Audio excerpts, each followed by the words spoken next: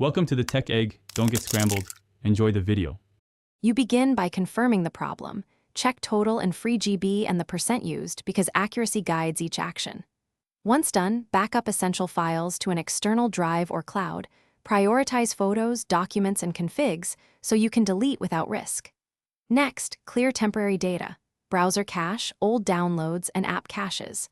Do this now, it frees space immediately and prevents accidental loss later, and it primes the system for deeper analysis and larger removals. You should run a disk analyzer to reveal the biggest folders and files, because hitting the largest items yields the fastest gains. Once identified, delete or archive large media, old virtual machine images, and installers. Compress archives with zip or 7Z to save extra space. Make sure to uninstall unused applications and use a duplicate finder to remove copies. While doing this, keep a restore plan, label archives, and note removed app licenses so you can reverse any mistake without downtime. Now you optimize settings to prevent recurrence. Enable automatic cleanup and offload options in system preferences so temporary files and unused items are managed going forward.